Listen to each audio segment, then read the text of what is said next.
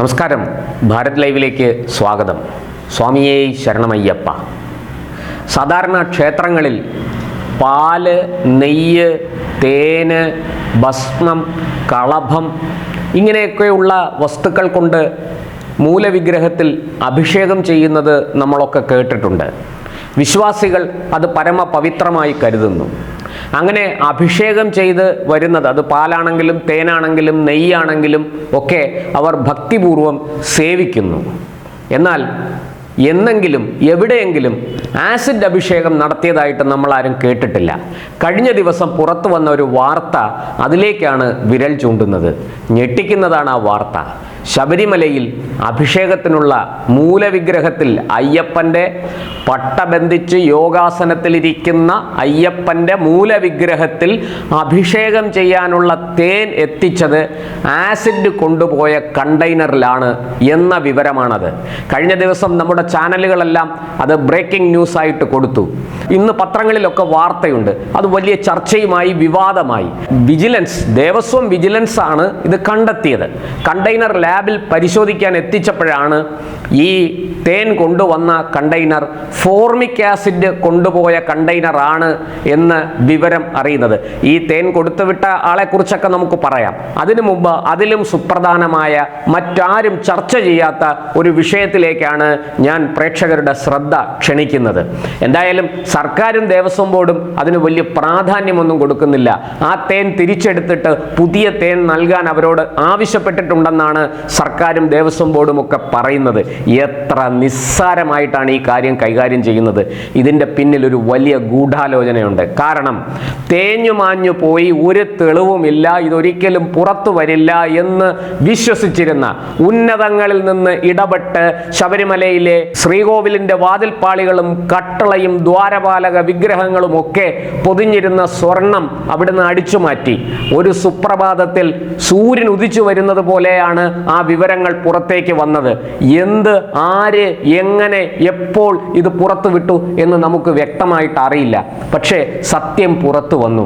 ഈ പുറത്തു വന്ന സത്യം സർക്കാരിനെയും ദേവസ്വം ബോർഡിനെയും പിടിച്ചുലച്ചിരിക്കുകയാണ്. സത്യത്തിൽ അയ്യപ്പ വിശ്വാസികളുടെ, സനാതനധർമ്മ വിശ്വാസികളുടെ വലിയ വിരോധം ഈ സർക്കാരിനും ദേവസ്വം ബോർഡിനും എതിരെ ഉയർന്നു കഴിഞ്ഞു. ഇത് എങ്ങനെ സംഭവിച്ചു എന്ന് ആലോചിച്ചപ്പോഴാണ് അയ്യപ്പൻ്റെ പ്രഭാവമാണ് ഈ ഗൂഢാലോചന, അല്ലെങ്കിൽ ഈ പറഞ്ഞ സ്വർണ്ണക്കൊള്ള പുറത്തു കൊണ്ടുവരാൻ കാരണം എന്ന നിഗമനത്തിൽ എത്തിച്ചേർന്നിരിക്കുകയാണ്. സ്വാഭാവികമായിട്ടും ആ അയ്യപ്പ ചൈതന്യത്തെ ഇല്ലാതാക്കാനുള്ള ശ്രമം നടക്കില്ലേ? അതിനുള്ള സാധ്യത വളരെ കൂടുതലല്ലേ? ഇവിടെ വിശ്വാസികൾ അങ്ങനെ കരുതുന്നു. അയ്യപ്പ വിശ്വാസികൾ, ക്ഷേത്ര വിശ്വാസികൾ, ഭക്തർ, സനാതനധർമ്മ വിശ്വാസികൾ അങ്ങനെ കരുതുന്നു. ഈ പറഞ്ഞതുപോലെ നമുക്കറിയാം, മൂലവിഗ്രഹത്തിൽ ചൈതന്യം, അയ്യപ്പൻ്റെ ചൈതന്യം അല്ലെങ്കിൽ ഏത് ദേവനാണോ അവിടെ കുടികൊള്ളുന്നത്, ആ ദേവചൈതന്യം മൂലവിഗ്രഹത്തിൽ ഉണ്ട് എന്നാണ് ഭക്തരുടെ വിശ്വാസം. അതവരുടെ വിശ്വാസമാണ്. അതിൻ്റെ കേവല യുക്തിയൊന്നും അന്വേഷിച്ച് ആരും മെനക്കെടണ്ട. അത് നിങ്ങളുടെ യുക്തിക്ക് ദഹിക്കുന്നതല്ല എന്ന് മാത്രമേ പറയാനുള്ളൂ. ഞാൻ അതിൻ്റെ ശാസ്ത്രീയ വശങ്ങളിലേക്കൊന്നും പോകുന്നില്ല. പക്ഷേ ഒരു കാര്യം നമ്മൾ മനസ്സിലാക്കണം. ഭക്തർ, ക്ഷേത്രവിശ്വാസികൾ, വിഗ്രഹാരാധകർ ഒക്കെ ഇക്കാര്യത്തിൽ അടിയുറച്ച് വിശ്വസിക്കുന്നു. ആ മൂലവിഗ്രഹത്തിൽ അയ്യപ്പ ചൈതന്യമുണ്ട് എന്ന്. ആ അയ്യപ്പ ചൈതന്യം ലോകത്തെ മുഴുവനും കാത്തുരക്ഷിക്കുന്നു എന്നാണ് അവർ കരുതുന്നതും അവർ പ്രാർത്ഥിക്കുന്നതും ആ രൂപത്തിലാണ്. അങ്ങനെയുള്ള ആ അയ്യപ്പ വിഗ്രഹത്തിലെ അയ്യപ്പ ചൈതന്യത്തിന് ലോപം വരുത്താൻ തന്ത്രശാസ്ത്രം പറയുന്നു. അവിടെ അഹിതമായത്, ഉപയോഗിക്കാൻ പാടില്ലാത്ത വസ്തുക്കൾ ഒക്കെ ഉപയോഗിച്ചാൽ മതി.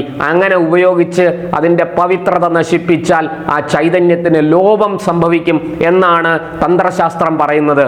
ഇവിടെ അത്തരത്തിലൊരു നീക്കമല്ലേ നടന്നത്? ഈ ആസിഡ് കൊണ്ടുവരുന്ന കണ്ടെയ്നറിൽ തേൻ കൊണ്ടുവന്നാൽ ആ തേനിൽ ഈ ആസിഡിന്റെ എഫക്റ്റ് ഉണ്ടാകില്ലേ? അങ്ങനെയെങ്കിൽ ഈ പറയുന്ന ഫോർമിക് ആസിഡ് കൊണ്ടുവരുന്ന കണ്ടെയ്നറിലാണ് ഈ തേൻ കൊണ്ടുവന്നിരിക്കുന്നത്. ഈ ഫോർമിക് ആസിഡ് കീടനാശിനി ഉണ്ടാക്കാനും തുകൽ സംസ്കരിക്കാനും ഒക്കെ വേണ്ടി ഉപയോഗിക്കുന്നതാണ്. അതിൻ്റെ ഒന്നും ശാസ്ത്രീയതയിലേക്ക് ഞാൻ പോകുന്നില്ല. പക്ഷേ ഇത് ഉള്ളിൽ ചെന്നാൽ അപകടമുണ്ടാക്കും, ശരീരത്തിൽ വീണാൽ പൊള്ളലേൽക്കും, കുമിളകൾ പൊങ്ങും ശരീരത്തിൽ, തൊലിപ്പുറത്ത്. ഇങ്ങനെയൊക്കെയുള്ള ഫോർമിക് ആസിഡ് കൊണ്ടുപോയ കണ്ടെയ്നറിൽ ശബരിമലയിൽ അഭിഷേകം ചെയ്യാനുള്ള, അരവണ ഉൽപ്പാദിപ്പിക്കാനുള്ള തേൻ കൊണ്ടുവരിക എന്ന് പറഞ്ഞാൽ അതിൻ്റെ ഉദ്ദേശം എന്താണ്? ഇത് ഇത്ര നിസ്സാരമായിട്ട് കൈകാര്യം ചെയ്യാനുള്ളതാണോ ശബരിമല അയ്യപ്പനും അയ്യപ്പ വിശ്വാസവുമൊക്കെ? കോടാനുകോടി മനുഷ്യരാണ് അവിടുന്ന് അരവണ പ്രസാദം വാങ്ങിക്കൊണ്ടു പോകുന്നത്. അവരുടെ ഉള്ളിൽ ഈ ഫോർമിക് ആസിഡ് കലർന്ന തേൻ പോയാൽ എന്തൊക്കെ അപകടങ്ങൾ ഉണ്ടാക്കും എന്ന് സർക്കാരിന് കണക്ക് കൂട്ടാൻ കഴിയുമോ? ദേവസ്വം ബോർഡിന് ഊഹിക്കാൻ കഴിയുമോ? പിന്നെ എന്തിനാണ് നിങ്ങൾ ഇത്തരം കാര്യങ്ങൾക്ക് കൂട്ടുനിൽക്കുന്നത്? ഇത് കണ്ണൂരിലുള്ള സഹകരണ സംഘത്തിൽ നിന്നാണ് ഇത് വന്നിരിക്കുന്നത്. അത് CPM നിയന്ത്രണത്തിലുള്ള സഹകരണ സംഘമാണ്.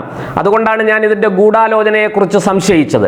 കണ്ണൂരിലെ കാർഷിക വ്യവസായ വികസന സഹകരണ സ്ഥാപനമായ Raidco, regional agro industrial development cooperative of Kerala limited എന്ന സ്ഥാപനത്തിൽ നിന്നാണ് ഈ തേൻ ഇവിടെ എത്തിച്ചിരിക്കുന്നത്.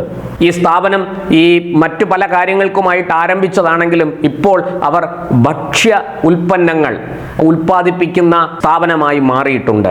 കോവിഡ് കാലത്ത് സർക്കാരിന് കിറ്റുകൾ കൊടുത്ത വകയിൽ വലിയ ലാഭം ഇവർ നേടി എന്ന ആക്ഷേപവും ആരോപണവും ഉയർന്നിരുന്നു നേരത്തെ. അതൊക്കെ പഴയ കഥ, ഞാൻ അതിലേക്കൊന്നും ഇപ്പോൾ പോകുന്നില്ല. പക്ഷേ ശബരിമലയിൽ ഇവർ എങ്ങനെ ഈ തേൻ സപ്ലൈ ചെയ്യാൻ ഇവർക്ക് അനുവാദം കിട്ടി? ഏത് ടെൻഡറിലാണ് ഇവർ പങ്കെടുത്തത്? ഇതൊക്കെ ഈ കാര്യങ്ങളൊന്നും ആരും ചർച്ച ചെയ്യുന്നില്ല. മാധ്യമങ്ങളാകട്ടെ ദേവസ്വം ബോർഡിന് ഇങ്ങനെ ഒരു സംഭവം നടന്നതായിട്ട് പോലും അറിയില്ല. സർക്കാരാകട്ടെ പുച്ഛിച്ച് തള്ളുകയാണ്. എന്ത് അയ്യപ്പൻ അല്ലേ? അയ്യപ്പൻ എന്ത് പ്രസക്തി? ഇവിടെ അതിനേക്കാളുമൊക്കെ വലിയ കാര്യങ്ങൾ നടക്കുകയല്ലേ കേരളത്തിൽ. ഈ ഒരു മനോഭാവമാണ് കേരളം ഭരിക്കുന്നവർക്കുള്ളത്, കേരളം ഭരിക്കുന്ന പാർട്ടിക്കുള്ളത്. ഇത് നമ്മൾ കുറച്ച് കണ്ടുകൂടാ. ഈ അയ്യപ്പ ചൈതന്യത്തിന് ലോപം വരുത്തി ഈ പറഞ്ഞതുപോലെ അവിടെ നടന്ന കൊള്ളകൾ പുറത്തു വരാതിരിക്കാൻ ഭക്തർ വിശ്വസിക്കുന്നത്, ക്ഷേത്ര വിശ്വാസികൾ ഉറച്ചു വിശ്വസിക്കുന്നു അയ്യപ്പനാണ് ഈ സത്യമെല്ലാം പുറത്തു കൊണ്ടുവന്നത് എന്ന്. എന്ത് തന്നെ ആയാലും ശരി, അവർ വിശ്വസിക്കുന്ന അയ്യപ്പ ചൈതന്യത്തിന് ലോപം വരുത്താൻ എവിടെയോ ഒരു ഗൂഢാലോചന നടക്കുന്നുണ്ടോ എന്ന സംശയമാണ് ഉയരുന്നത്. തീർച്ചയായിട്ടും ഇത് അന്വേഷിക്കേണ്ടതാണ്. ഇത് നിസ്സാരമായിട്ട് തള്ളിക്കളയാവുന്നതല്ല. ഇക്കാര്യം ദേവസ്വം വിജിലൻസ് റിപ്പോർട്ട് ചെയ്ത ഇക്കാര്യം തീർച്ചയായിട്ടും ഹൈക്കോടതിയുടെ ദേവസ്വം ബെഞ്ചിന്റെ മുന്നിലേക്ക് കൊണ്ടുവരണം എന്ന് താഴ്മയായിട്ട് അപേക്ഷിക്കുകയാണ്.